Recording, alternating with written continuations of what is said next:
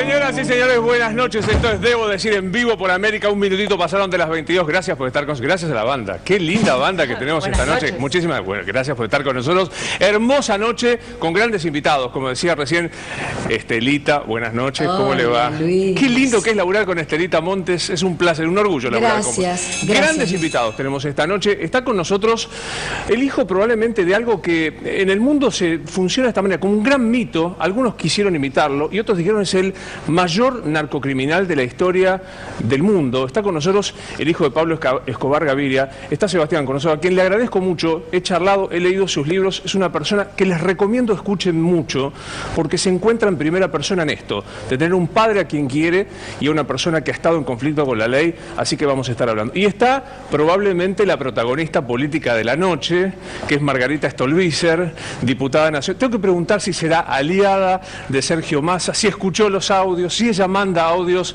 como Sergio Massa. Miren la cara, que en este momento ni un gesto de Margarita Stolbizer. Gracias por estar con nosotros, Margarita. Gracias. Bueno, y hay actores, y hay un amigo, hay dos actores. Uno a quien me une la admiración de su carrera.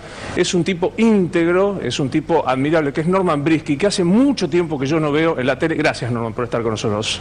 Y está con nosotros otro actorazo, un conductor, un tipazo, es un amigo, es un tipo que cuando habla de política, la verdad que uno se queda escuchándolo. Cuando habla de sus anécdotas, vos decís, quiero que sea mi amigo. Coco. Amigo. ¿Cómo le va? Te quiero. Y yo también, y mucho. Gracias. Y está, como usted sabe, que yo soy un hombre absolutamente de fútbol, que sabe un montón de... Un hombre muy comprometido con el fútbol. Obviamente, Ibarra del amigazo, el ogro Fabián, y gracias por estar con nosotros. Está por llegar Chechu Bonelli, que dijo, como mujer, salvo en el caso de Margarita, que ya arremete en la cámara, voy a entrar última, voy a hacer su ingreso, y está mi compañerita de todas las noches. Venga para Camila. ¿Cómo le va? Muy bien, ¿usted cómo anda? ¿Cómo anda usted? ¿Todo bien? No, ¿Me va a ayudar como periodista? Te estoy viendo, Coco Silly. Te estoy viendo. Agarrando el agua, El viejo. negociado de Coco Silly. Te estoy viendo, Fabián. ¿Cómo anda? ¿Bien? Muy bien, yo lo ayudo hoy con el fútbol. Porque es periodista deportiva. Claro, por supuesto. Cualquier cosa me dice. Igual Chechu, también. Obviamente. O sea que podemos decir que las periodistas deportivas somos las más lindas. Sí, obviamente. Bueno, en un ratito pasa y saca los celulares Sí, y todo por esto. supuesto. No quiero dejar de decir algo para comenzar este programa y ponerme serio. Como ustedes saben, Debo Decir, mixturamos esto de charlar de política, charlar con amigos, hablar con gente que uno habitualmente no escucha hablar de temas que no son los propios. Pero esta noche me parece que corresponde decirlo, y para mí es la noticia más trascendente de las últimas horas, más allá del correo, más allá de lo que ha pasado con las jubilaciones, mi enorme abrazo de solidaridad a todos los jubilados, definitivamente. Y lo digo no solo porque creo que 6.400 pesos para un jubilado es una miseria, sino que no considerarlos a la hora de discutir de ellos merece por lo menos el abrazo. Pero digo, esta noche tenemos al ex jefe del ejército, al general César Milani, detenido. Y me parece que la Argentina alguna vez va a cambiar cuando los órganos institucionales que tienen la función de hacer justicia lo hagan. Y hoy tengo la impresión de que hemos dado un paso adelante en la justicia, más allá de algunos discursos en los que no voy a caer, de aprovechamiento de derechos humanos de derecha o derechos humanos de izquierda. Que la justicia se pronuncie sobre el caso de Milani, a mí me parece que es un avance para toda la democracia. Señores, buenas noches. Esto es Debo Decir. Vamos a compartir con los invitados. Bienvenidos, señores de la banda, todos ustedes.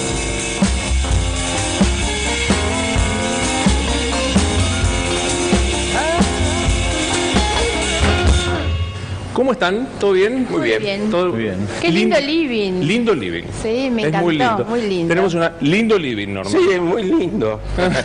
Yo digo por los invitados. Lindo Claro, living, lindo living. Nos falta Chechu Bonelli que va a venir. Es un gran gusto que esté con nosotros Sebastián. Gracias, Luis. Es, como lo hemos dicho, él mismo, después de haber tenido una identidad reservada, dijo, soy el hijo de Pablo Escobar Gaviria y quiero contar mi historia. Una historia muy dura y muy particular que creo que algunos aprendieron a través de ficciones como El Patrón del Mal, pero vos la vas a contar en primera persona, ¿no? Bueno, muchos han querido contar esta historia que yo viví. Yo no la vi por televisión, yo la vi en carne propia. ¿Cuándo por primera vez viste un arma en tu casa, un arma de fuego? Bueno, la llevó mi padre, siempre llevaba un 38 corto en el tobillo izquierdo. Desde siempre que tengo memoria habían armas alrededor mío. Y me imagino que eso de convivir con la violencia de todos los días no debe haber sido sencillo. Bueno, creo que el gran reto para mí como persona fue, a pesar de que entendí que todo se arreglaba a los tiros, pues elegí el camino de la paz. Total. Bueno, ¿escuchaste alguna vez a Sebastián? ¿Lo escuchaste alguna vez hablar a él, conocer un poco la historia de Escobar Gaviria? No, a él no lo escuché, pero los libros sí, los leí. ¿Leíste los libros? Y la verdad que, por lo menos los jugadores, miramos toda la serie de qué se trata. Total. Y la verdad que él esté acá, del otro lado de la tele, van a estar todos prendidos porque es algo inédito. Digamos, genera, porque una cosa es contarlo, ver El Patrón del Mar, y otra cosa es ver al hijo de Pablo Escobar Gaviria. ¿Primera impresión que te llevas cuando lo ves? No, que es una persona normal y corriente, él lo dijo recién, que podía estar haciendo otra cosa, y sin embargo está acá dando la cara y la verdad que es un ejemplo. Total. Norman, ¿cómo se cruza? Digo, usted que ha hecho tantas veces ficción con la realidad. Digo, en el caso de Sebastián es... Bueno, en general la ficción se dedica mucho a lo que significaría lo distinto o lo marginado o lo que no está, que se desconoce como actividad, ¿no? Y en general se distorsiona muchísimo lo que está pasando en sociedades donde aparece la denominación de AMPA o de mafia, cuando se desconoce qué es la consecuencia de qué sociedad estamos para que eso se produzca, ¿no? Más allá de la cantidad de violencia que hoy se vive en el mundo. Total. ¿No? Leyéndote, Sebastián, que quiero recomendar su último libro, que lo habíamos hecho aquí en el programa antes de saber que ibas a venir.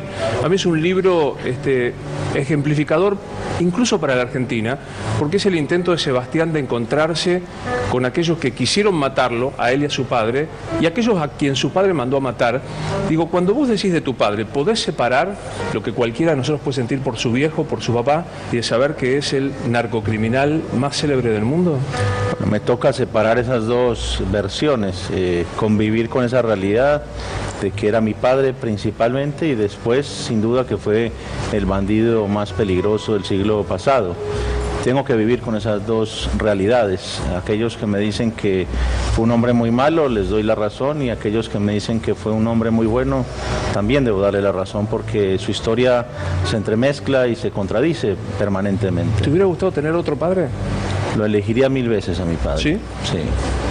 A pesar de saber cuál fue su historia, su involucramiento con... Sí, habría hecho seguro mucho más como hijo para lograr persuadirlo de que abandonara el camino de la violencia. ¿Te faltó decirle algo?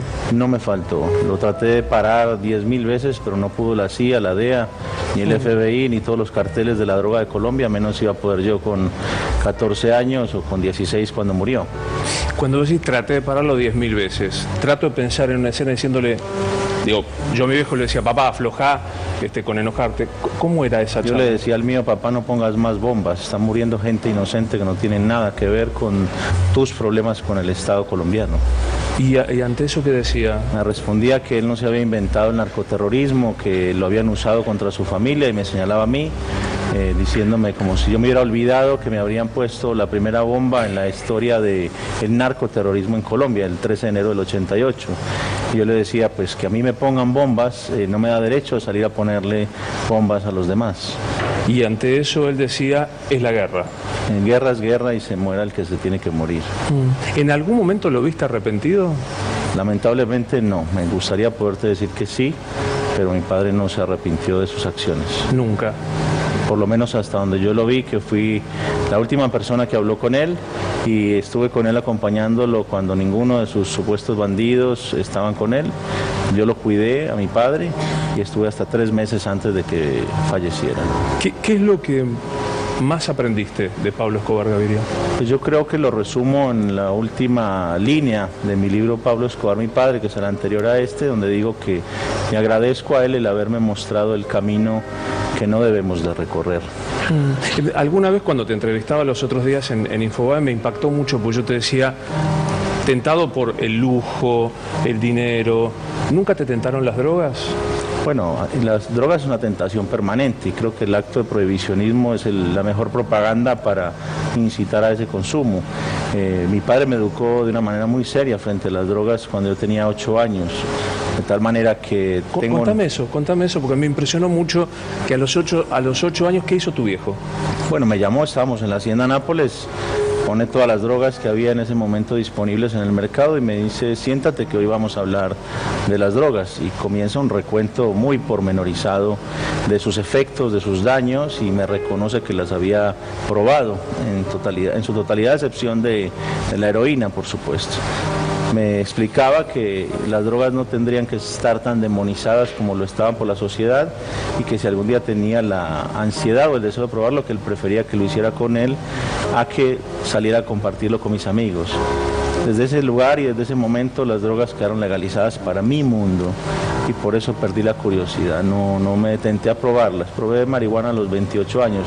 Yo digo, a los 8 años arriba de una mesa tu papá puso marihuana, cocaína, crack, LSD, todas las que habían disponibles, que no eran muchas. Hoy, si fuéramos a tener la misma conversación con nuestros hijos, necesitaríamos una mesa larguísima, porque hay más de 500 sustancias de origen ilícito gracias al prohibicionismo, ¿no? ¿Tenés un hijo vos? Tengo un hijo. ¿Cuántos años tiene? 4. ¿Y te imaginás a los 8 años haciendo lo que hizo Pablo con vos? Yo creo que por la velocidad a la que él viene me va a tocar tener esa conversación antes. Increíble. Total, a mí no deja impactarme, Margarita, no sé cómo lo ves vos. Digo, primero la integridad y la serenidad con la que habla Sebastián. Y digo que se enfrenta a esto que él estaba planteando. Tener un papá que uno ama porque es su papá y saber que es un narcocriminal. Digo, es realmente impactante, ¿no? Sí, yo no puedo evitar de todos modos la lectura política de todo esto, porque atrás de la historia que cuenta con tanta integridad Sebastián, lo que hay es esa mezcla permanente de aquella época y de hoy, de nuestra vida cotidiana, que es la violencia y la relación de las armas y las drogas con la violencia. Si hay algo que genera violencia, acá muchas veces se habla del delito y se pretende atacar el delito por demasiadas vías sin ir a donde hay que ir, que es drogas y armas. Y el tema que hay por detrás de drogas y armas es el poder, la política y el dinero. Porque el gran conflicto es esa relación entre el poder, la política y el dinero, que es lo que permite después el comercio de armas y el comercio de drogas. Si no hay complicidades por detrás, si no hay corrupción por detrás, pero eso tiene que ver con el dinero. Sebastián en su libro sostiene que, y aquí mismo lo decía, que prohibir alienta al consumo. ¿Estás a favor de la despenalización del consumo de algún tipo de droga? Sí, porque además, a ver, aclaremos esto, nunca uno lo plantea con la intención de alentar, sino al contrario.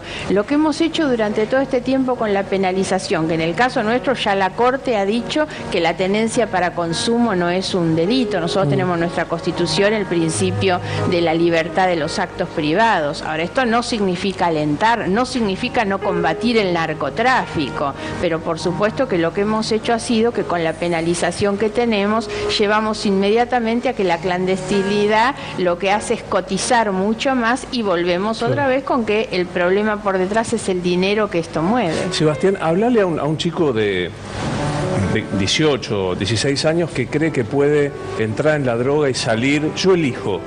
¿Te habrá pasado que muchos te dicen, no, yo lo manejo el tema, yo puedo manejar? Hablale a un pibe que se está drogando en este momento y que cree que puede salir cuando quiere. Bueno, le diría, basado en mi propia experiencia familiar, la droga no discrimina ni culturas, ni profesiones, ni nada. Tengo un tío que falleció a los 50 y tantos años porque destruyó absolutamente todo lo que tenía, su familia, su futuro, su vida, por el abuso de estas sustancias. Con lo cual, si hasta mi propio padre, que era el gran vendedor de las drogas del siglo pasado, me instruyó a mí y me educó que no debía consumir el veneno que él vendía, pues habría que hacerle caso a esas advertencias. Coquito, ¿cómo te paras frente a esto? Una historia como la de Sebastián y la droga en particular. A mí bueno, distintas opiniones. Yo recién estaba pensando las cosas que me dijo mi padre a mí, las cosas que te dijo tu padre a vos, las cosas que nos dijeron nuestros padres a nosotros, y un nene con una mesa. Una cosa que me llamó mucho la atención, corregime si la voy a decir mal, en un momento tu papá te enseñó cómo uno debe suicidarse. Así es. Y a mí eso, a un chico le dijo, mirá, voy a ser un poco crudo, pero fue así. Le dijo, mirá, si decidís suicidarte, no un tiro en la boca, no un tiro en la sien, el tiro debe ser en el oído, que fue como terminó él suicidándose. más allá de esto, digo, esta charla de un padre con un hijo, cuando uno hoy a su padre le recrimina a veces, como mi papá en su momento me dijo, una nimiedad al lado de esto, escuchar que tu padre te enseña cómo tenés que suicidarte en el caso, un tipo que estaba jugado y que ya todo el mundo sabía, a mí no me van a agarrar.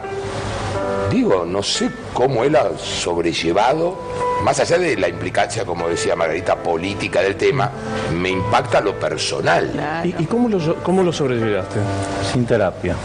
Sin terapia. Nunca, perdón, está con nosotros la bellísima Chechu Bonelli que... Muchas gracias, buenas noches. noches. Debo decir que nos agarró un poco de tráfico, así que perdón. ¿En la capital tráfico? No, vengo de provincia. ¿En la provincia? ¿Vos decís que en Panamericano en general pasa el tráfico? No, para variar, ¿no? Qué raro. Es que volví de afuera hace muy poco, viste que me falta agarrarle el ritmo a Buenos Aires otra vez. Y aparte, bienvenidos los nuevos precios de los peajes, estamos re contentos. Hoy pagué una fortuna. Porque tenemos autopistas bárbaras, inteligentes. Pero, ahora con lo que valen, pasás el peaje y soltás el volante y te llevas solo. ¿Has visto? Es una cosa increíble. Bueno, bienvenida. Perdón, gracias. ¿Nunca te sentaste con un psicólogo? Bueno, me senté hace poco para una entrevista para un diario. Ah, con Abadi, creo que te vi con el doctor Abadi. Sí, por todo respeto, pues no había dicho su nombre. Pero sí, con él. Fue mi primera sesión. Digo, levante la mano, ¿quién no está psicoanalizada, Margarita? Ah, gente muy rara vino esta noche, Coco. Yo tengo psicoanálisis para regalarle a los dos, o sea, quédate tranquilo. Todo esto. ¿Está psicoanalizado, Bro? No. Uy, otro más. Chechu. He hecho terapia, pero no así como un psicoanálisis muy profundo. Nada. ¿Norman? Siglo y medio. Gracias por venir, Norman. A Norman lo atendió Freud. Claro. Pero ¿por qué nunca, digamos? Yo sé que el camino del psicoanálisis es un camino que uno en un momento siente y que sabe que va a recorrer momentos difíciles. ¿Te daba miedo? Bueno, mi madre siempre persistió en que yo debía y que todos debíamos por todas estas situaciones que habíamos vivido, pero con el cambio de identidad, ir a contarle a un psicólogo una mentira, claro, parecía que no íbamos a llegar a ninguna parte. ¿Y hoy que ya has blanqueado quién sos? Yo creo que fue un ejercicio muy interesante escribir los dos libros, porque fue enfrentar mi propio pasado, el peor de todos, ¿no? Reconocer las peores historias, asumirlas como propias, además, asumir esa responsabilidad moral de pedirle además perdón a las víctimas de mi padre por el daño que él les causó. Creo que fue también un exorcismo, ¿no? de todas esas historias que nos persiguen aún hoy. A quien no haya leído tu libro, es bueno recordar que decidiste ir a pedirle perdón a quien tu padre mandó a matar, a los familiares de quien mandó a matar. Y sigo haciéndolo. No termina, es una larga lista, que no hay una lista oficial de víctimas, pero en mis conferencias, en mis viajes por el mundo, conozco muchas víctimas de mi padre que se me acercan con un corazón tremendo, increíble. Historias que, bueno, acá hay un montón de ejemplos de reconciliación en este libro, con jefes paramilitares, jefes guerrilleros, gente activa del cartel de Cali, Aaron Sil, cuyo padre fue agente de la CIA, es decir, que distintas nacionalidades, oficios, y con todos me he podido reconciliar hasta ahora. Pues es una larga lista. ¿Tenés idea de cuánta gente puede haber matado a tu padre? Hay una gran exageración en todos los números que se manejan en torno a mi padre, y por supuesto no hay una lista oficial de víctimas en Colombia para no tener que reparar a ninguna desde el Estado, entonces es más difícil saberlo, pero yo creo que estamos hablando de unas 3.000 personas. 3.000 personas. Mientras hablamos con vos, Sebastián, quiero decir que estamos viendo algunas fotos que son muy particulares, que es encontrarte con alguna de los familiares de las víctimas de tu padre. ¿Qué es esta foto? Bueno, en esta foto está la familia, todos los hijos de Luis Carlos Galán, un candidato a la presidencia asesinado por órdenes de mi padre en 1989, seguro ganador de la contienda electoral, y de mi lado derecho está Rodrigo Lara, hijo también de la primera gran víctima del enfrentamiento entre el narcotráfico como institución paralela al Estado, y bajo las órdenes de mi padre su papá muere, asesinado en el año 1984, siendo ministro de Justicia del gobierno de Belisario Betancur. También vos has perdonado a quienes intentaron matarte. De hecho, hoy tengo mejor relación con quienes intentaron matarme que con mi propia familia paterna. vos estás convencido de que tu propia abuela entregó a su hijo.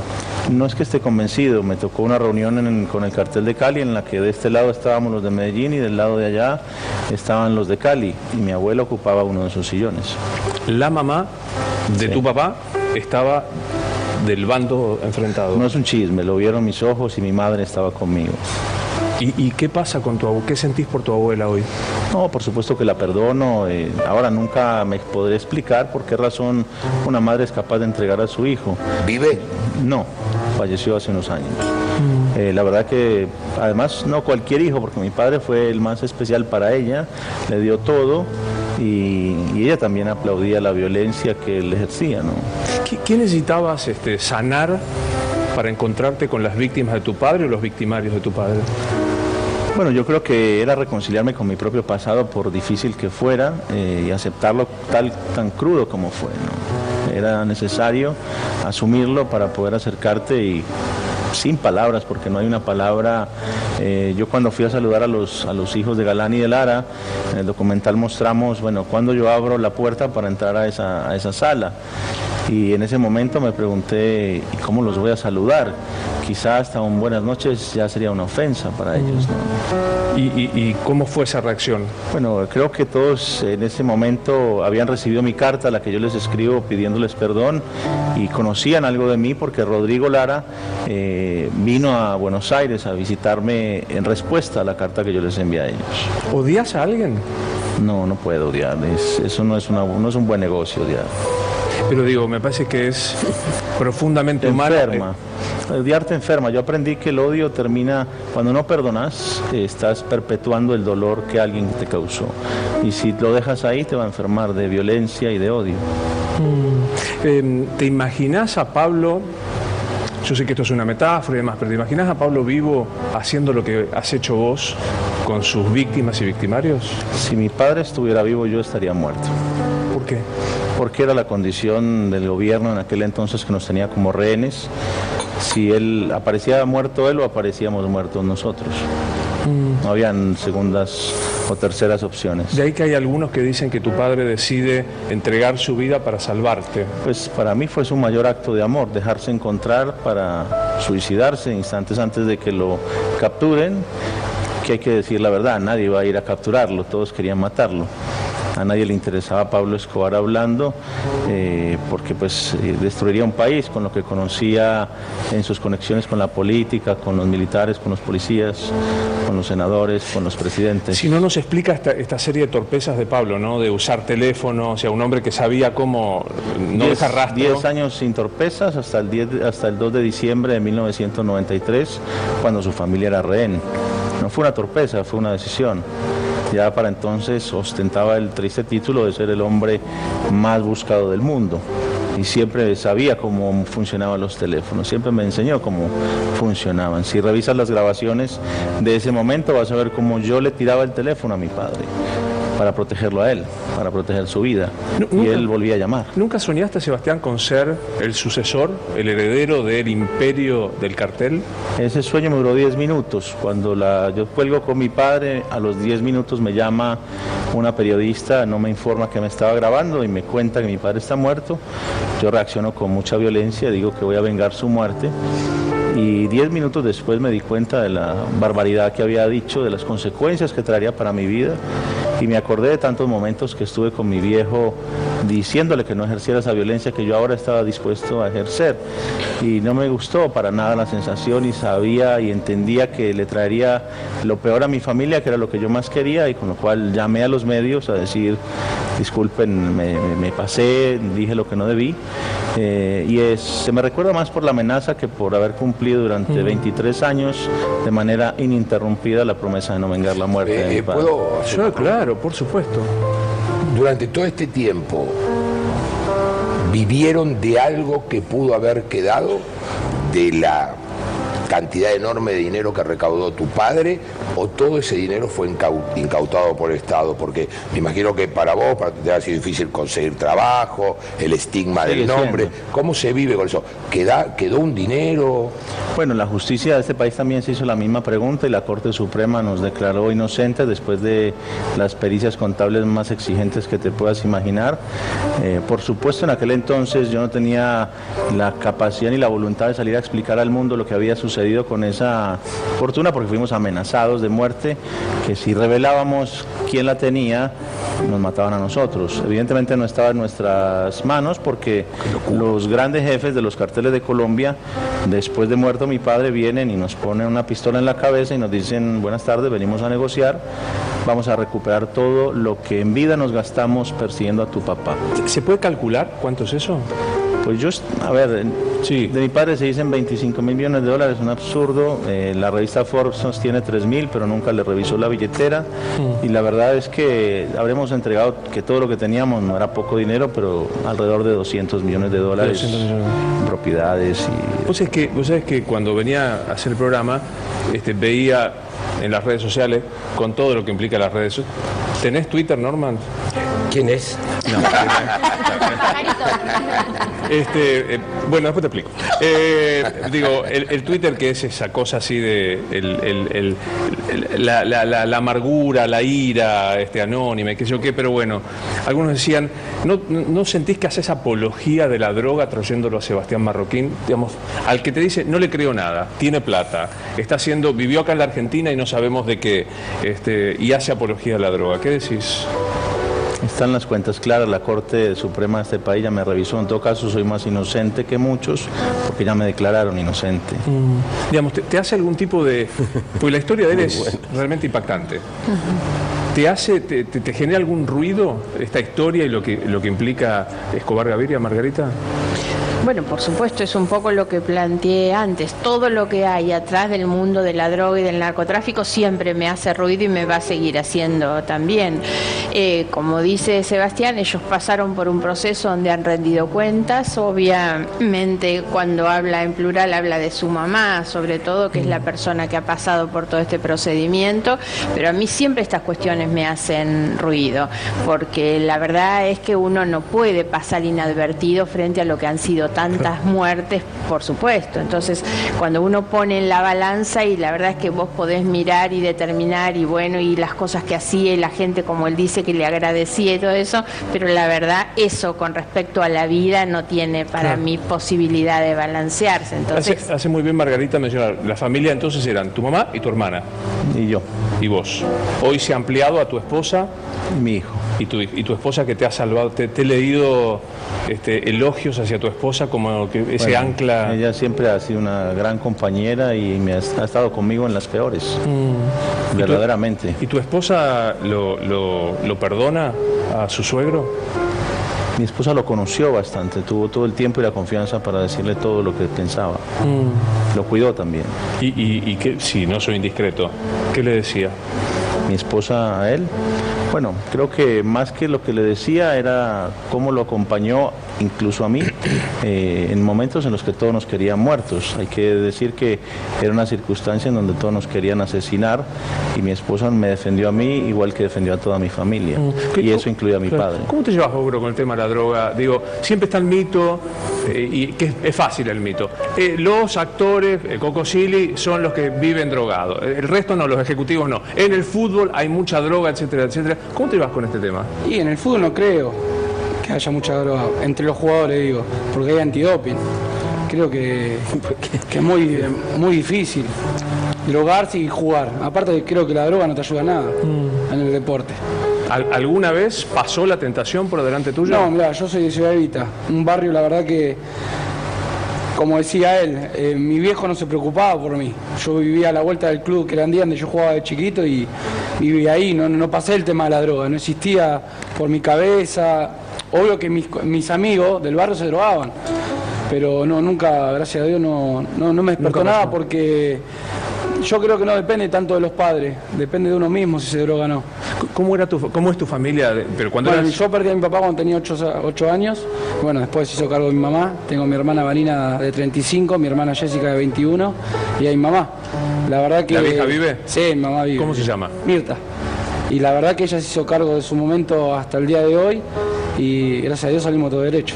Porque la verdad que la situación, digamos, yo vivía en la calle, era constantemente, pero mi mamá sabía que lo mío era la pelota, no había otro vicio.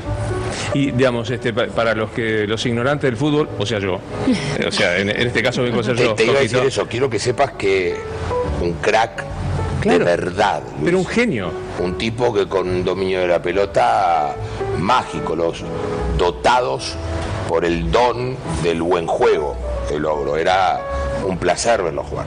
Digamos, verlo, es un placer. Sí, sí, sí. Es ese momento más claro, fuerte, ¿no? Digamos, todo el mundo habla, bueno, Chechu, menos mal que está Chechu, que también tiene un Zitanich ahí que nos ayuda. Pero un alguien que llegó al fútbol y que empezó a tener éxito y que empezó a tener popularidad y demás, ¿ahí no cruzó el camino del intento de meterte en la droga? No, hay gente mala, obvio que sí, pero bueno, después depende de uno. Nunca me interesó, conozco mucha gente que está metido, mucha gente que salió, amistades que gracias a Dios siempre me llevaron por el buen camino, por más que ellos se drogaban, a mí nunca me ofrecieron, nunca me llamó la atención. Norman, ¿cómo pasó el tema, cómo vivió el tema de la droga? No voy a preguntar la edad, ¿cuántos años tenés? No, podés no decirlo A mí tranquilamente. me preguntás, Sí. está preguntando. Ah, no escuché. 79. Qué genio, sos un grosso. ¿Por qué?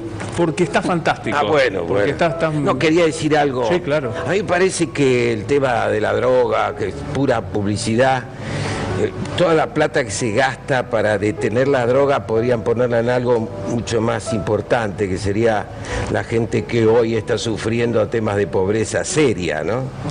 Eso parece que es negocio, la denuncia con el tema de la droga, que es un gran negocio. Y me parece que responde a una sociedad muy injusta, que va a tener sus emergentes y su violencia, porque es muy violento lo que hacen con la gente. Claro. Entonces, la pobreza, que significa promiscuidad, que significa la falta de muchas cosas, va a producir violencia siempre. No sé por qué esa inocencia de que están los malos y los buenos, ¿no? Hay un coreano del sur, para que no sepan que No sé, soy que tan rojo. se tranquilicen todos, claro. Eso. Que dice, hoy la sociedad está en dos veredas. Una que son los locos y los asesinos, y en la otra vereda están los depresivos y los fracasados. ¿Y ahora qué hacemos? ¿Sabés por qué se insiste que hay buenos y malos? Porque es lo más cómodo. Porque no Es hay lo que más fácil que hay, este es bueno, claro. Coquito es bueno, Novarecio es malo, ya está, no discutamos más. Pero te veías sentir cuando hablaba Norman respecto de la prohibición y del dinero que se gasta supuestamente para detener la droga. Bueno, te voy a poner un ejemplo. En Colombia hay una ley que se llama de justicia y paz, es decir, paradójicamente se llama así: si matas por cantidad te hacen descuento, si matan a una sola persona son 40 años de cárcel, si confiesas 200 crímenes sales en 8. Claro, es increíble. Ahora, Desde hay la algo ley se programa a los ciudadanos para que si han de delinquir, que sea A en partir masa. de los intereses. obviamente. Están los intereses que hace que que nuestra sociedad tenga sectores que están locos o se vuelven asesinos. Pero ¿quién está produciendo eso? No se puede hablar en términos de los síntomas, hay que ver qué está El pasando origen. socialmente para que sepamos que todo lo que está sucediendo es consecuencia de la desigualdad enorme que hay entre ricos y pobres, entre acceso a la cultura y los que no lo tienen. El teatro está inventado para la clase media. Yo hace tanto que no veo un trabajador que venga a ver lo que hacemos. Todo eso hace que haya bronca. La fragmentación Que haya genera... bronca, Claro. que haya odio y no se puede decir vamos a tomar una pastilla contra el odio, porque sería una droga más. Tenemos que entender mucho qué significa eso y me parece que están todos en la racionalización de, bueno, estos son los que están mal, estos están bien, pero no en la base de lo que significa la desigualdad en el capitalismo. En un capitalismo, pues ya ahora saco la bandera. Vamos, ahí sacó. Por la obviedad de que somos un país dependiente, aunque nos hagamos los tontos, nos estamos endeudando como locos en este momento. No sé si se acuerdan de la deuda, cuántas deudas hemos tenido. Es un país en deuda. Total. Ahora, Norman decía algo, Sebastián, que es muy real, y yo vengo de la ciudad de Rosario. Te cuento, Sebastián, que si yo no digo 3 veces en el programa Rosario, no entro a mi ciudad, y estoy orgullosamente feliz de ser rosarino, que ha sido muy golpeada, porque en Rosario es una ciudad muy fragmentada, una ciudad de gente que le va bien y de gente que está en la exclusión. De 1.200.000 habitantes, 250.000 viven en villas. Y allí ha crecido la droga de una manera, digamos, lo pensaba en el patrón del mal. Hay que volver a lo que decía Norman entonces, el problema de fondo, porque Rosario también ha sido demasiado estigmatizada, sí, con total. muchas cosas, y lo que tenemos que saber es que primero hay que resolver la desigualdad, la miseria, la marginación. Porque es cómodo decir, Rosario es el eje del mal. O sea, Claro. el problema, acá en la provincia de Buenos Aires pasa exactamente lo mismo, pero bueno, yo digo... Y eso que tiene buen presupuesto ahora, ¿eh? Sí. Todo el presupuesto que está en la provincia de Buenos Aires podría cubrir todas las deudas que tienen las provincias, ¿eh? Eso quiere decir dar una información verídica de lo que nos pasa, que no sea, ¿cómo se dice?, íntima, meternos en qué le pasó a la tarde a mi señora, sino qué está pasando para que con mi señora nos podamos llevar mejor. Y si salimos a la calle y hay esta discordia y esta irritación, me parece que eso va a ir a parar al Seguro. perro, digamos. Ahora, en el patrón del mal que vos has criticado, se ve mucho que tu viejo ayudaba a los que tenían poco, digamos, había admiración por tu padre. ¿Cómo vivís ese hecho? Primero, ¿qué te parece el patrón del mal? Creo que es una caricatura sobre Pablo Escobar y la versión del establecimiento para encubrir los crímenes del Estado. Claro.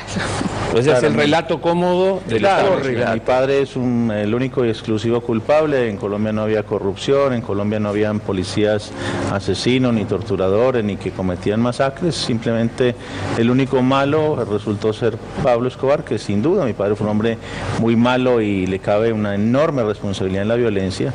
Pero hay que aclarar algo, el narcotraficante está donde el Estado deja sus vacíos. Siempre va a ocuparlos, es el lugar más cómodo y donde mayor prosperidad puede tener, no es ajeno que aparezca en las ciudades con más miseria, ese es el lugar perfecto para que un narcotraficante pueda hacerse poderoso. Y por supuesto, si llega alguien que está en la política y no les da nada, y llega un narco y les da casas y autos y trabajo, Obvio. van a querer al narco y no al otro líder, ¿no? Tenés claro que nunca más vas a entrar a Estados Unidos, ¿no?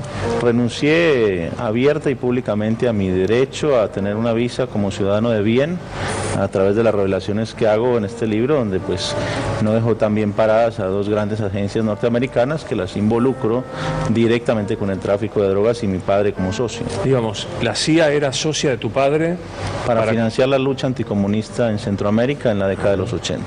A ver, traduzcámoslo lo más para los que no han visto el libro. A tu padre se lo usó para dejándole ingresar droga a los Estados Unidos y con ese dinero combatir el comunismo en Centroamérica. Sí, mira qué notable que las fotos que publico en este libro, que muestran evidencia de esa relación, hay sandinistas en el medio de las fotos, y está la CIA en las fotos también, y está mi padre en las fotos, los soldados nicaragüenses ahí, es decir que parece que no, ahí en la foto desaparecen todas las ideologías y aparece una única ideología que es el amor por el dinero, ¿no? ¿Y cuándo es que se quiebra esa relación? Creo que mi padre les fue útil hasta cierto momento, cuando ya tuvo semejante poder que le permitió doblegar literalmente a las instituciones de Colombia por la vía de la fuerza, que ya se convierte como lo que pasó también con otros terroristas que patrocinaron al principio y después se vuelven en contra, ¿no? Claro. Decía Sebastián Margarita algo que en nuestro país habría que analizar. El narcotráfico ocupa el lugar que la política abandona o que la política le abre. En nuestro país ha ingresado violentamente el fenómeno del narcotráfico, insisto, no en Rosario, hay que ir a la provincia de Buenos Aires. Bueno, hay denuncias sobre Aníbal Fernández sobre este tema. Primero, ¿le das crédito a que Aníbal Fernández era la morsa en el triple crimen? A ver, me cuesta mucho, y no lo he hecho nunca, colgarme a denuncias que se han hecho sin tener elementos. Sí he planteado más de una vez que en la causa de la efedrina que lleva la jueza Servini de Cubría hay elementos más que suficientes para imputar a muchos que estando en el gobierno fueron los que facilitaron el comercio de la efedrina. Esto está relacionado obviamente con el triple crimen y el financiamiento de la política que hacían esos empresarios, pero no tengo constancias, digamos, de ninguna otra cosa, si no lo hubiera dicho antes de ahora, y sinceramente trato de ser seria en las cosas que digo para que lo poco que digo sea creíble y no me subo a un montón de imputaciones porque le hago perder credibilidad al resto de las cosas. ¿Tenés claro que algún sector de tus votantes se enojó? Habrás visto que hay de vuelta en las redes. Margarita Panqué, que se alió con Massa. Massa fue jefe de gabinete de Cristina y ahora Margarita traicionó y está con Massa. A ver, lo cierto es que la crítica que se le hace a Massa o que me hacen a mí por estar con Massa es por haber formado parte del gabinete de Cristina Fernández. Y a mí me parece que eso no es por sí solo una mancha de alguien que lo haga una persona a denunciar o a excluir. Han habido muchas personas muy respetables y honorables en el gobierno de los Kirchner. Yo doy el ejemplo siempre de Graciela Ocaña. Graciela Ocaña es una persona por la que yo tengo el mejor de los conceptos y fue 2 años ministra, la verdad. Martín Lustó, que hoy es embajador de este gobierno y fue también ministro. Lino Barañao, que fue ministro de Cristina hasta el último día, ese no se fue enojado, hasta el último día y hoy es ministro de este gobierno. Ginés González García, es gente muy respetable y fueron ministros. Entonces, ¿por qué tengo que decir porque fue ministro, lo tacho y no me junto con él? Me parece una cosa bastante rara. Creo que a esta altura, además, si Massa le hubieran podido tirar alguna carpeta por la cabeza, ya lo hubieran hecho, no hubieran esperado hasta ahora, porque Massa además es el responsable de que nosotros no tengamos una Cristina eterna. Cuando en el 2013 se plantó, me parece que ahí frustró el sueño de la Cristina eterna. Bueno, ¿no? Hoy, a propósito de carpetazos, hoy circula un audio que creo que todo el mundo sabe de qué estamos hablando, pero por las dudas lo cuento, en donde cuando el recorte a los jubilados, Massa envía en un grupo de WhatsApp, no lo negó, diciendo, bueno, salgan a pegarle a Mauricio Macri y pongan el hashtag o algo parecido, es de la Rúa, Macri es de la Rúa. Primero, ¿para vos Macri es de la Rúa? A ver, el audio de Massa es mucho más específico en lo que dice, y más allá de que a mí obviamente no me gusta y me parece que no debió haberlo hecho, pero no dice ninguna cosa que no sea real, porque él lo que dice muy específico es, le están descontando a los jubilados como hizo el gobierno de la Rúa. Yo formé parte del gobierno de la Rúa y siempre digo, uno tiene que hacerse cargo de su historia, pero es cierto, el gobierno de la Rúa descontó a los jubilados, recordarán, el 13%, y este gobierno lo hace. Entonces, ¿yo qué voy a decir a esta altura? Lo que dijo Massa era eso, comparen y digan, otra vez le están descontando a los jubilados. ¿Macri es de la Rúa?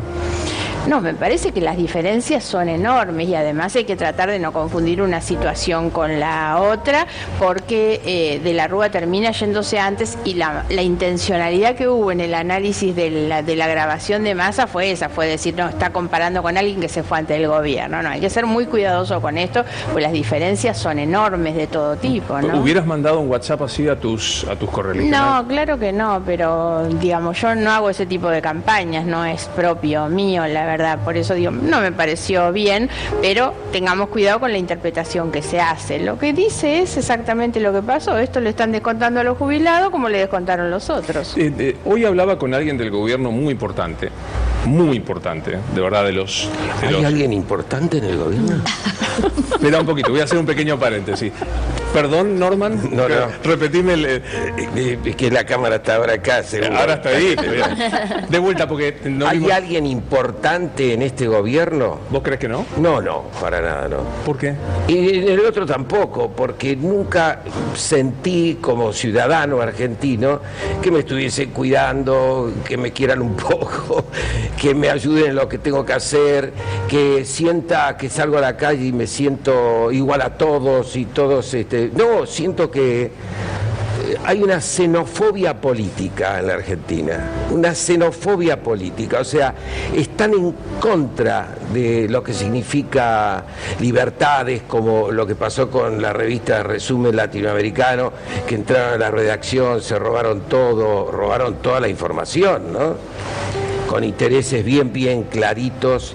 Entonces ¿cómo va a ser alguien importante mis gobiernos, estos gobiernos, si no siento que están trabajando para las mayorías? Tanto, para poner el nombre de apellido, ¿tanto Macri como Cristina? Sí, para que no haya ningún titubeo, ¿no? Con las características distintas, que sería, ¿cuál es mejor, esta corrupción o esta? Porque hay corrupciones y corrupciones. Tenés que aprender, vos, soy de Rosario, tenés que saber que hay corrupciones elegantes, hay corrupciones groseras. Entonces, en ese juego estamos. Entonces, como diría Discépolo, ¿no?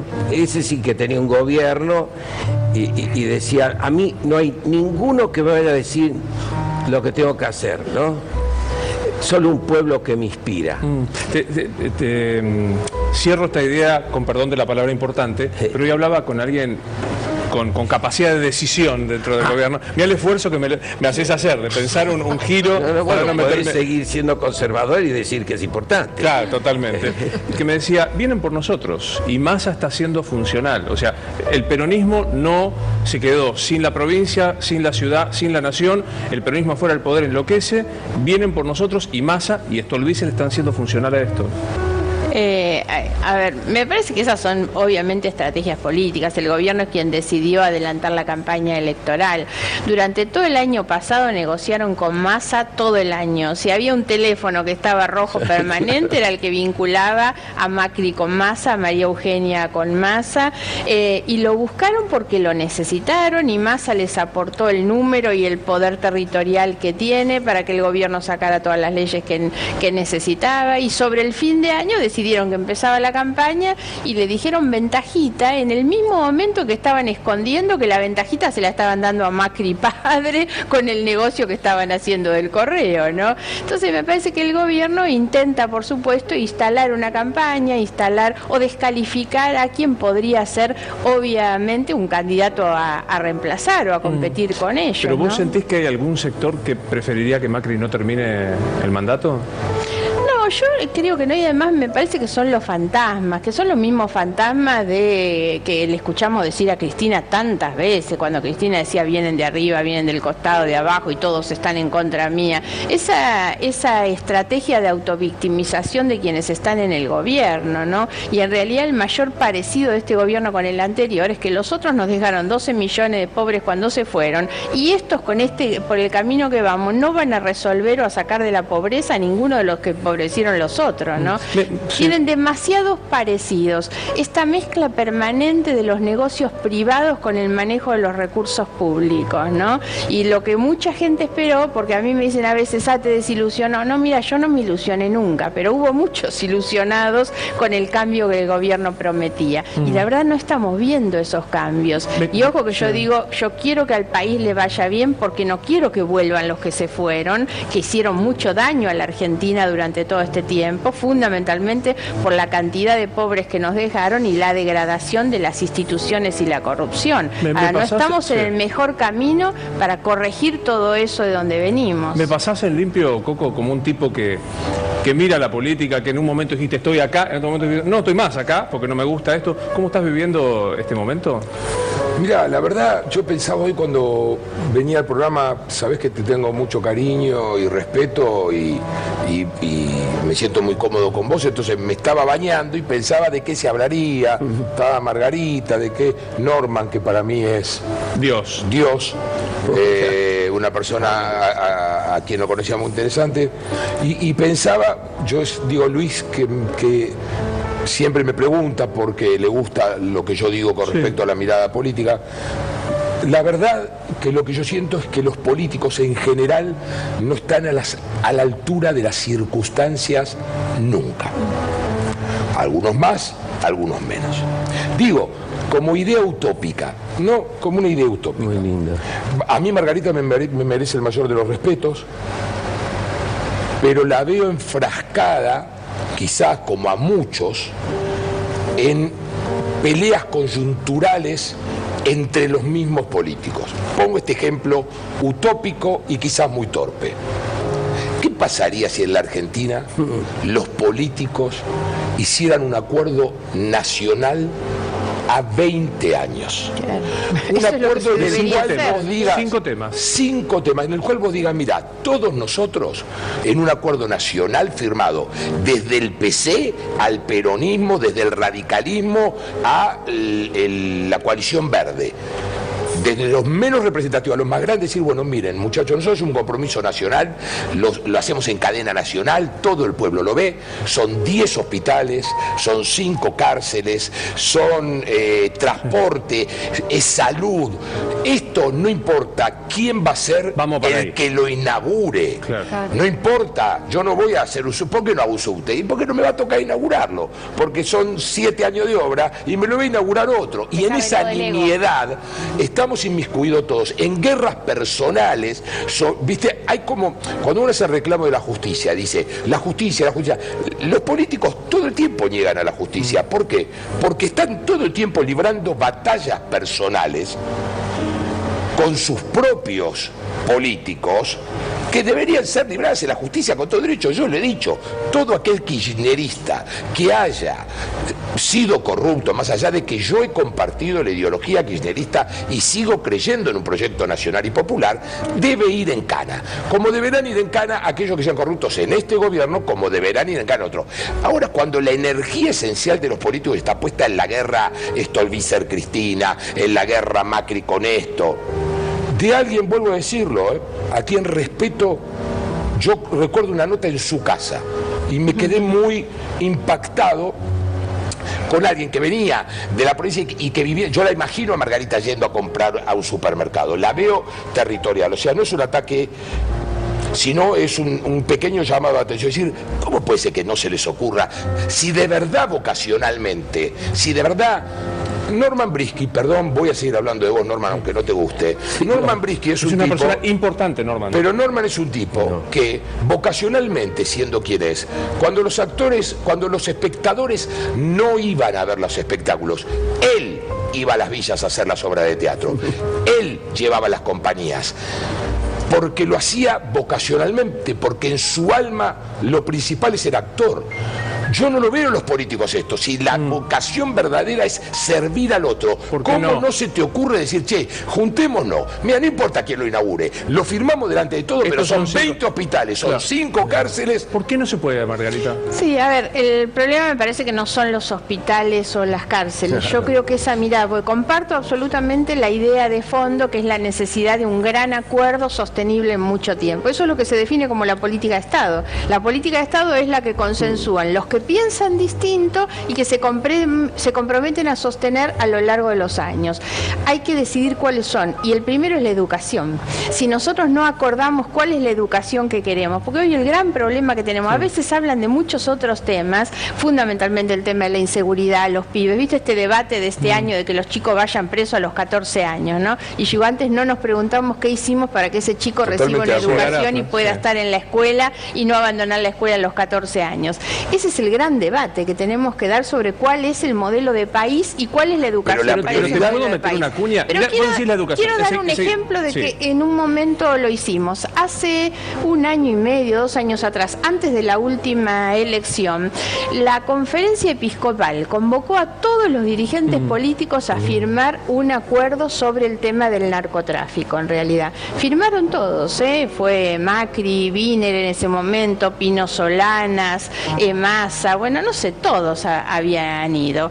Y sin embargo, cuando llegan al gobierno, porque el compromiso que firmamos tenía una cantidad de puntos, lo habían hecho tan bien que incluso en la reunión teníamos todo lo que habíamos firmado. 15 días antes pasaron el documento, lo corregimos, agregamos, pusimos, sacamos y llegó el documento consensuado. El día que fuimos a firmar, cada uno leía un párrafo y un compromiso, y el gran problema es que los que llegan traicionan las cosas que firman. Bueno, pero ¿no? de eso No de lo lo que digo yo estoy hablando. no lo digo como una crítica a este gobierno. Pero en general. Digo que en general las mayores claudicaciones son las que los políticos hacen o hacemos cuando Margarita, llegan al parece gobierno que las fuera- cosas que perdón, prometemos en campaña. Por eso digo, pero parece que fuera hasta una guerra de egos personales, digamos, porque yo escucho todo el tiempo del kirchnerismo. Más que los egos el de- hay intereses por detrás. eso es más Indudablemente. grave. Pero yo escucho del kirchnerismo todo el tiempo, el desastre, lo que han dejado. Yo puedo rescatarte un montón de cosas que el kirchnerismo hizo por la gente que son absolutamente loables. Ahora, si esas cosas están teñidas de intereses y de corrupción, por supuesto Claro. que ahora negar la asignación universal por hijo, negar el CONICET, negar el crecimiento con respecto a los científicos, negar el avance en los derechos humanos, negar YPF, negar aerolíneas, en muchas cosas. Uno dice, bueno, si después hubo corrupción, pero pareciera que cuando aparece otro dice, no, 12 Volvemos a millones, que empezar. todo fue una porquería, volvemos de nuevo. Pero es que cada una de esas cosas que formaron parte del relato tiene un contrarrelato, porque vos tenés esta semana un Milani detenido que la verdad echa por tierra la política de los derechos humanos, porque hicieron un gran relato de los derechos humanos, pero pusieron como jefe del ejército a un genocida conocido y comprobado en Horacio realidad, Berbisky ¿no? viene diciendo quién es Milani hace mil años de años. Hace 1000 años. Sí, Entonces, pero lamentablemente la expresidente, que cumple años de paso, lo sostuvo como jefe del ejército. ¿Me ayudás con una mirada extranjera cuando ves a los políticos y nos ves a los periodistas hablando de esto? ¿Cómo reaccionás? Yo soy súper respetuoso de esos asuntos internos de un país y más cuando yo estoy como invitado en este país, porque soy un residente y lo que me acomodo y agradezco a todos los que no me han querido sacar a patadas de aquí. Pero digo, ¿vivís acá? ¿Has vivido acá? No te pido que opines. Llevo más de la mitad de mi vida, de hecho, viviendo en Argentina y tengo un hijo argentino, con lo cual algunos dirían tendría alguna autoridad para por lo menos emitir una opinión. Lo que yo siento es que la política siempre nos ha ayudado a muchos pueblos a dividirnos en realidad, más que a unirnos. Fíjate el ejemplo de Colombia. En este momento La Paz, hace un tiempo, por el plebiscito se decide que 50.000 colombianos deciden que es mejor que perpetuemos la guerra frente a 49 millones de colombianos, ¿no? Entonces, y todo esto se reduce a un enfrentamiento personal entre dos políticos. Que es lo que plantea un poco Coco, ¿no? Esta historia. Pero digo, viviendo, vos tenés 30, no llegás a 40 años. Faltan unos días. ¿Cuándo cumplís años? 24 de febrero. Ya estás, ya estás. fui. ¿Cumplís 40? Sí, muchos de horas extras. ¿Qué quieres decir con horas extras? Que hace rato que me tendrían que haber disparado, pero todavía no sucede. ¿Sentís que estás vivido y regalado, digamos? No, yo no miro más para atrás. Siempre he sido un hombre de paz y espero que todos me entiendan como que no soy una amenaza para nadie, con lo cual no ando buscando ni problemas con nadie y al contrario, soy bueno para poner la otra mejilla. Es impactante la frase. Tengo mucho tiempo de horas extras. ¿Y sentís que hay alguien que quiere terminar con esas horas extras? Bueno, algunos han hecho expresiones públicas en ese sentido. ¿Todavía? pero ¿Ahora? ¿Actuales? No vamos a hacer eco de eso. Está muy bien. Si no parece como que uno los está favoreciendo Por a supuesto. todo esto. Y en algún momento cuando vos sabías, no ahora, sino en aquel momento que eras una presa buscada porque eras el hijo de Pablo Escobar, ¿te planteaste decir, abandono, hago lo de tu abuela? ¿Abandono esto y salvo mi vida aún por mi padre, por mi hijo, por mi hermana y por mi madre? No, prefiero muerto antes que negociar la lealtad a mi papá. Hoy tu hermana, ¿tenés vínculo con tu hermana? Sí. Y ella ha tenido un perfil mucho más bajo con este tema. Y lo seguirá teniendo. ¿Cómo se llama mamá? ¿Tu mamá? ¿Mi madre? ¿Originalmente o ahora? Es buena pregunta. ¿Cómo la llamás vos a tu mamá? Mi madre es María Isabel, pero nunca nos tomamos tan en serio el cuento de los nombres. Algunos nos acusan que ya no saben de qué más, que nos cambiamos el nombre para renunciar al parentesco. Nada más distante de esa realidad. Nos cambiamos el nombre porque justamente por preservarlo hasta el último momento nos querían matar. Y obviamente queríamos salvar la vida y ya estaba mi padre muerto. Nos cambiamos la identidad legalmente para poder salvar la vida y recuperar el derecho a la educación, a la tranquilidad, a la paz. María Pero no Isabel, fue una renuncia. ¿María Isabel lo perdonó a Pablo? Yo creo que es una buena pregunta para ella. Está muy bien, está muy bien. ¿Y en casa sentí? Sí puedo decirte que lo amó incondicionalmente hasta el último respiro de su vida, y que mi madre se casó con el hijo del vigilante del barrio, no con Pablo Escobar, ni el patrón del mal, ni el Narcos de Netflix, que están idealizados y que no tienen nada que ver con lo que vivimos en realidad como familia y como país. Contame eso, porque digo, es muy interesante contar el origen de Pablo Escobar, el hijo del vigilante de la esquina. ¿Qué pudiste reconstruir de la infancia de tu padre? No, mi padre, un hombre hermano entre 8, hijo de campesinos, desplazado por la violencia política, conservadores y liberales se cortaban la cabeza a machete cuando uno decía yo soy de este partido o de este otro, y eso los obliga como familia a abandonar sus tierras, una pequeña, un par de cuadras campesinas donde mi abuelo cultivaba la tierra, mi abuelo siempre campesino, mi abuela maestra rural, y mi padre va desplazado por la violencia, suma 5 millones más que sumamos todos los colombianos desplazados por la violencia, llega a un barrio en el que finalmente conoce a mi madre, pero ellos llegaron del campo, no tenían absolutamente nada, y mi abuelo termina ejerciendo las veces de celador, vigilante de ese barrio para poderse ganar el pan, y es de ese hijo de quien mi madre se enamora, ¿no? Hay preguntas que uno se hace y que la metáfora es decir, he tenido una vida más o menos corriente y no me pasa nada, y entonces la respuesta es como más corriente y no pasa nada. Pero alguien que estuvo cerca de la muerte de verdad, ¿cuál es el sentido de la vida? Yo creo que respetarla y honrarla y no insultar el legado de la experiencia, no repetirla. ¿Y qué no debes repetir? ¿Qué te ha enseñado? ¿Cuál es el legado de tu experiencia que decís, esto no hay que repetir? Bueno, para mí tengo 700 páginas de razones que no hay que repetir. Para eso las escribí, creo yo, para que yo no me las olvide. Y ojalá para que los que las puedan leer entiendan el verdadero sentido. Y te quiero compartir una muy breve anécdota. Recientemente presenté este libro y un chico de 13 años me hizo la pregunta quizá más inteligente de todas las que me habían hecho todo el mundo, y me entrega una carta después.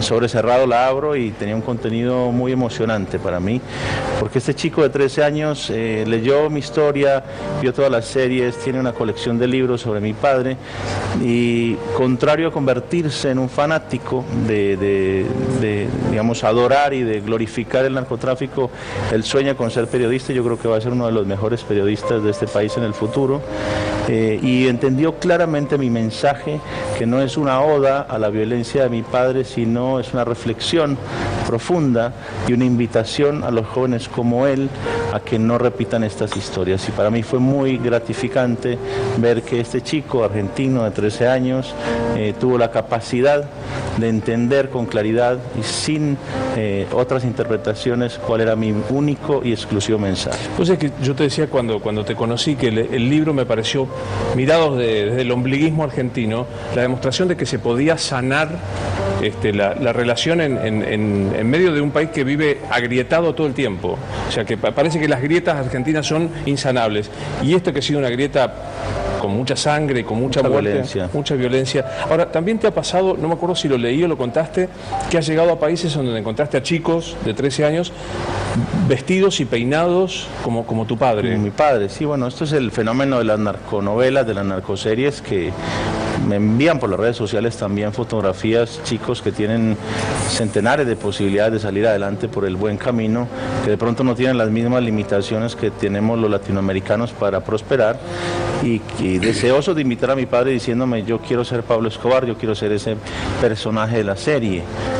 Y a mí me sorprende porque yo trato desde contar el mensaje justamente que yo creo que es correcto para que esta historia no se vuelva a repetir. Yo soy la persona que tuvo en sus manos la única posibilidad de convertirse en Pablo Escobar 2.0, y estoy sobrado de razones por las cuales ese no era el camino ni para mí ni para nadie.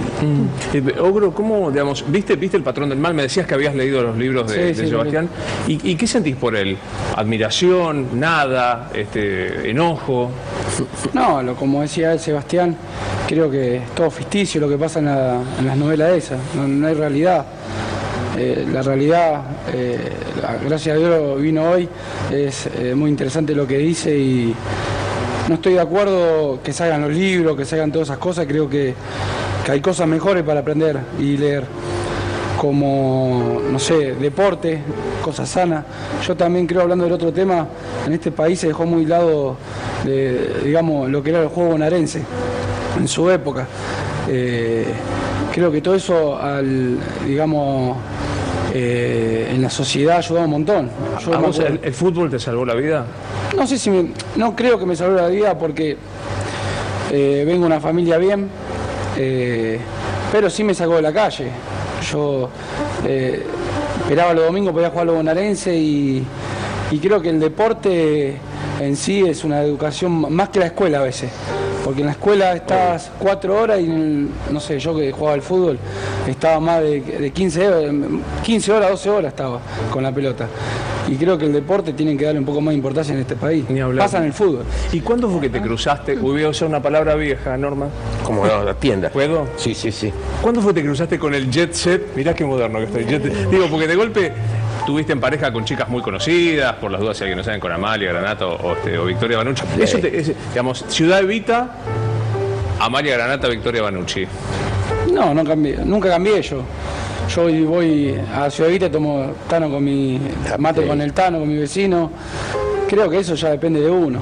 Yo también creo que el representante que tuve en su momento me ayudó mucho, porque yo tenía contrato de los 16 años, apenas firmé, ganaba 370 pesos en su momento. Y ahora lo que hacen los representantes, lo primero que hacen es le dan un auto 0 kilómetros y lo mandan a vivir a Puerto Madero. No pasa lo que nosotros pasamos hace 15 años atrás, que vos tenías que vivir, yo vivía en Lanús y bueno, después de casi 10 años me fui a vivir a Puerto Madero. Claro. Pero ahora es diferente. Ahora no jugaron ni en primera, están en tercera, le dan un departamento en Puerto Madero y un auto. Imagínate lo mareado que debe estar si no tiene un apoyo psicológico más de la familia. Mirta se llama tu vieja, ¿no? Sí, mamá Mirta. ¿Qué dijo Mirta cuando te empezó a ver? Muy bien. Muy bien. Muy bien la memoria, anduvo bien. Sí, la tuya. ¿Qué dijo Mirta cuando te empezó a ver en la tele, cuando te empezó a ver más que en la cancha, en la tele, en los programas de la tarde? Nada, mi mamá se ríe porque me conoce como soy. Creo que más mi mamá, porque mi mamá me crió después que falleció mi papá, sabía todo. Y nunca le traje problemas, gracias a Dios. Y después es como todo. Yo la etapa que, digamos, entre comillas, que no era una vida normal para un futbolista, que también es mentira, porque inflan todo.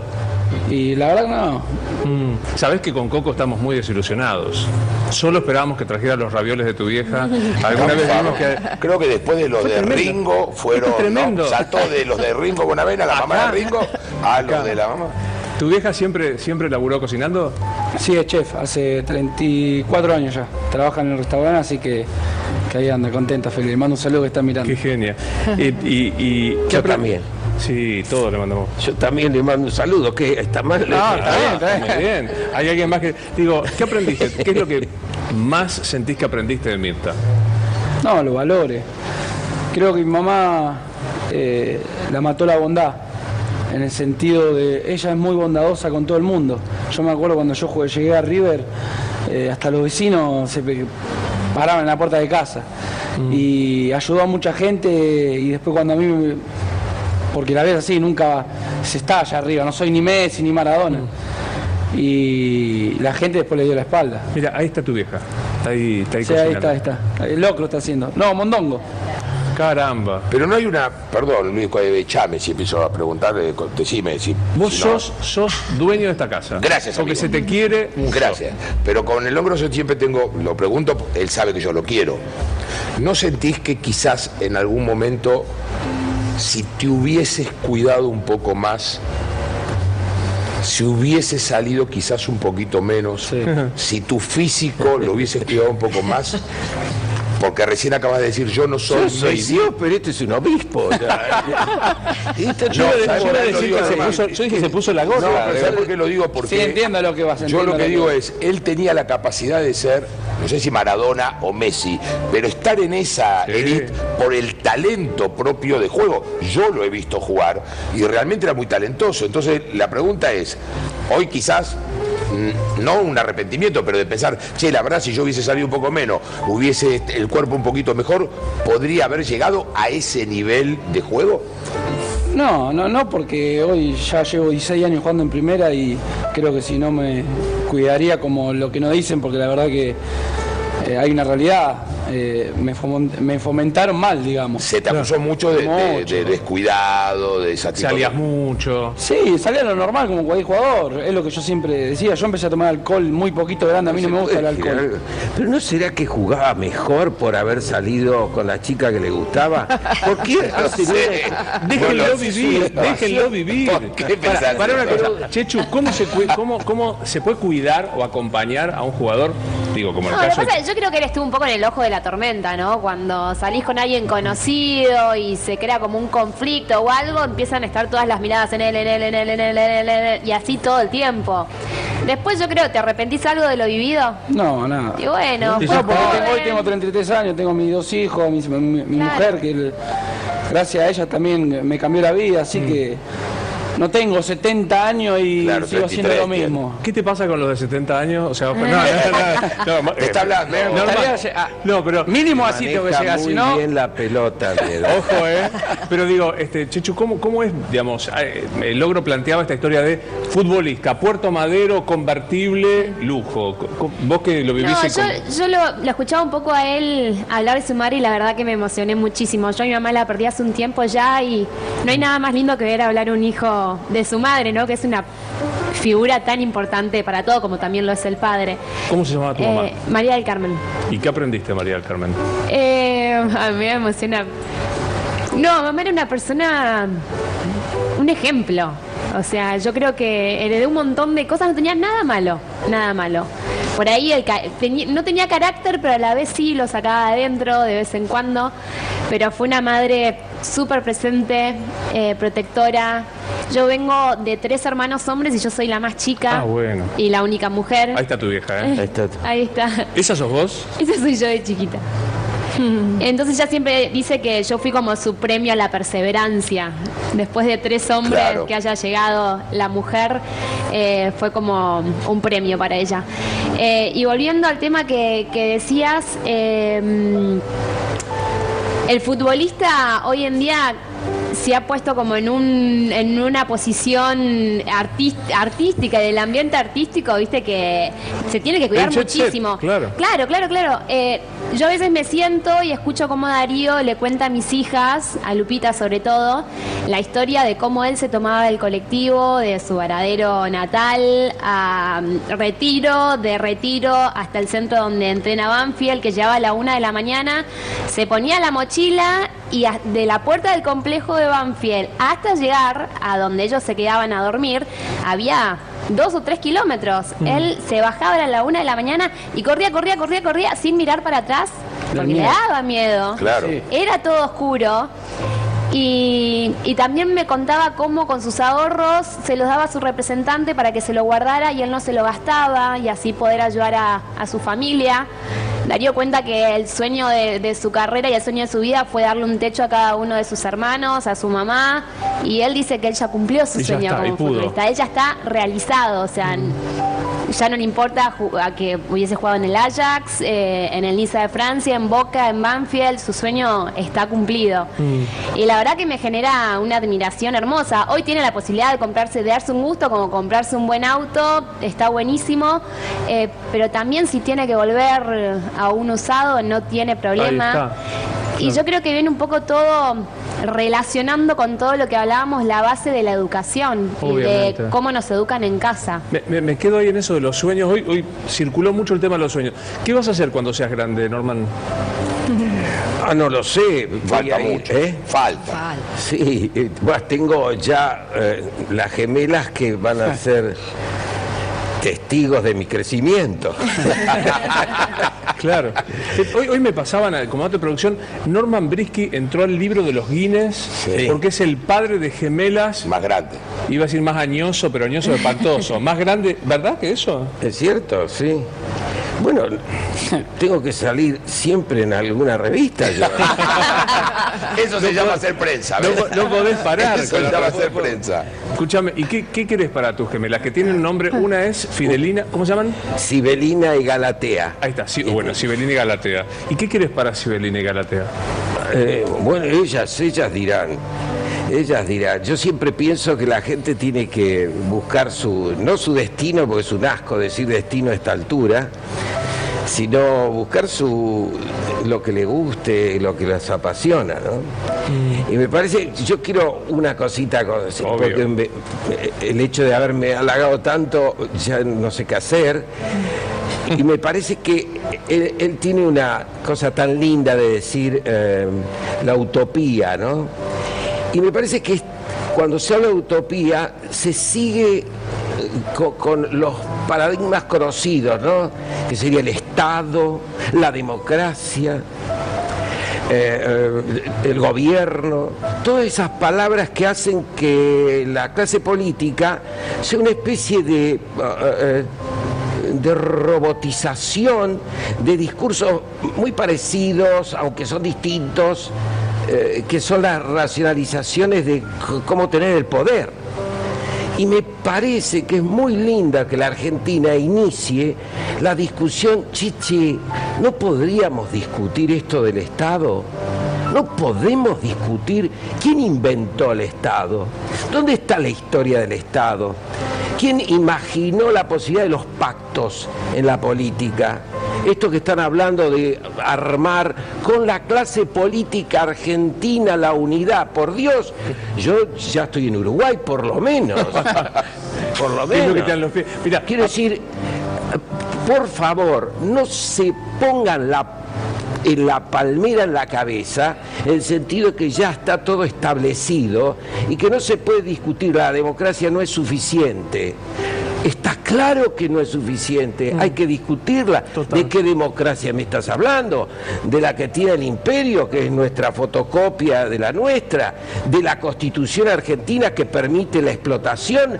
No vamos a discutir lo fundamental que significa no alienarse a lo dado, a lo conseguido.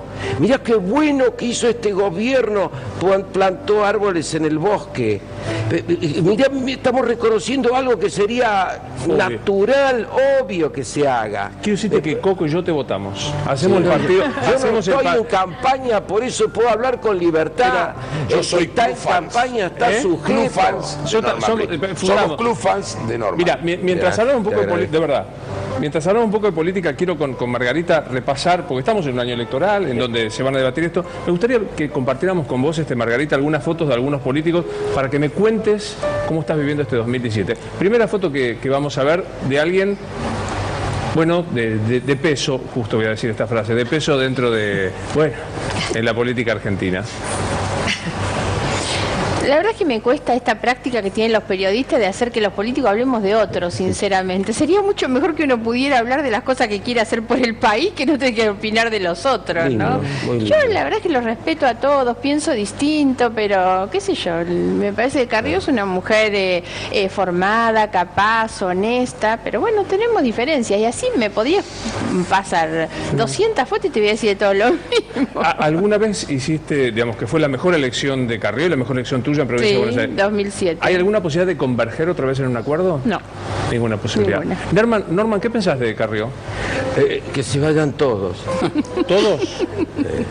Yo soy de los que piensa, y hice esa campaña que no buscaba votos, sino decirle a la gente, che, esta clase política argentina no tiene novedades con respecto a ser solidaria, a pensar en la gente, a pensar en la igualdad.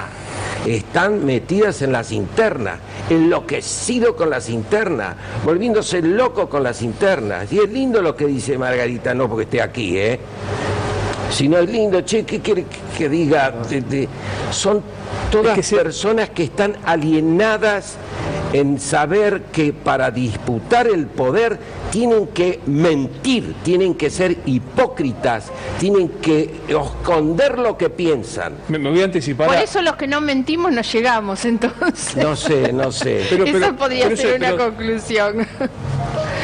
No, No, porque en realidad me parece eso. Hay una idea muy general de la política. Siempre me parece que es mala la generalización en la política como muchas otras cuestiones. No solo porque en la generalización terminan pagando justos por pecadores y entonces todos parecen malos, sino porque la generalización termina disimulando a los que verdaderamente son malos. Cuando ¿no? todos somos malos Cuando no hay nada, todos, claro. No hay ninguno que sea culpable en serio. Pero porque lo que debería desaparecer definitivamente es el valor de la honestidad en el político como un adjetivo calificativo. Margarita, todo, vuelvo a aquella nota, una mina honesta, No habría una ni mina. por qué La verdad que no, decirlo. o sea, el ejemplo más claro es Mujica. ¿Viste? La gran ponderación de Mujica en Uruguay y todas las fotos es esa pobreza extrema en la que vive, que es admirable, sin lugar a No es duda. pobreza Pero con lo extrema, que es austeridad, Perdón, ¿no? pobreza extrema Claro. está Sí, mal la sí. expresión, tenés razón. Pero comparado con Esa otros políticos, austeridad pobreza parecía extrema. pero digo, esa austeridad, ¿no? Con ese autito de toda la vida, pero digo, es maravilloso verlo, pero no debería ser, no deberíamos hablar de Alfonsín diciendo murió en el mismo departamento con el que... Alfonsín fue otra cosa, mucho más que haber muerto. Ilia fue otra cosa, mucho más que esa honestidad. Claro. Entonces, esto es lo que hemos perdido. ¿Sabés Hemos qué pasa? perdido, parece que si con el solo hecho de que el tipo no choreó, Pero ya ¿sabés está. qué pasa? Es que ha sido tan inmenso la sucesión de choreos, Sí, vos verdad. agradeces, digamos, lo natural se transforma en extraordinario. Sí, claro. Entonces, los otros días yo vi la conferencia de prensa, que no comparto nada de lo que dijo, la conferencia de prensa del presidente de la Nación, que se sortearon 10 preguntas y se le preguntó, yo decía, elogié que hubiera conferencia de prensa. Y un colega me dice, no tenés que elogiar lo que es natural. Bueno, estábamos acostumbrados a no tenerlo. Tantos años que no tuvimos. Entonces, por supuesto. Ogro, ¿mirás la política o sos de los que no? Nada, cero.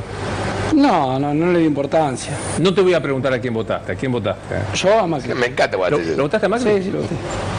Sí, porque yo creo, yo vivo del otro lado, yo veo la realidad. Creo que de este lado, lo que viene del lado capital, no ve la realidad de la provincia. No voy a decir que lo que tuvieron antes robaron, no robaron, porque no me interesa. Pero lo que yo veo que siempre se le ataca, no se le deja gobernar tranquilo.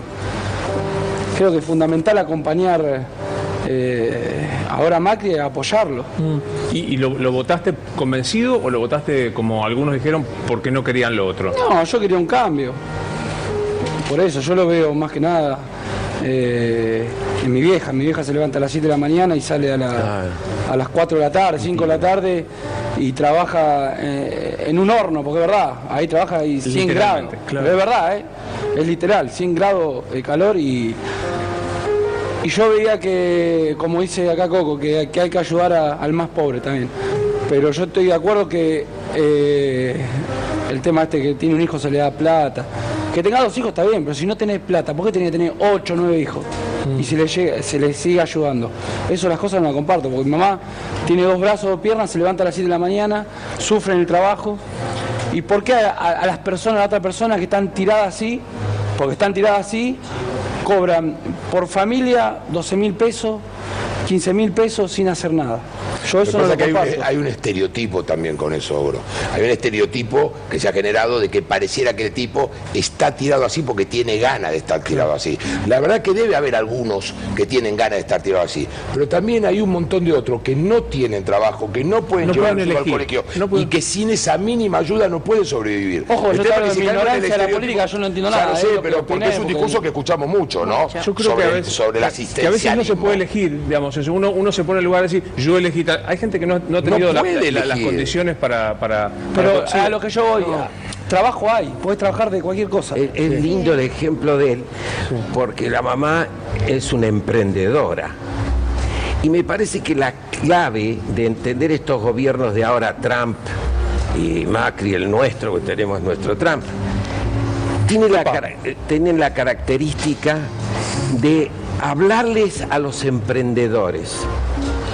Los emprendedores no son vocaciones como la nuestra de ser actores, artistas o un buen periodista. No es una vocación. Emprendedor es cómo hacer para salir de ser esclavo o ser obrero y tener la fábrica de chorizo o las pollos en la esquina o el kiosco o el taxi.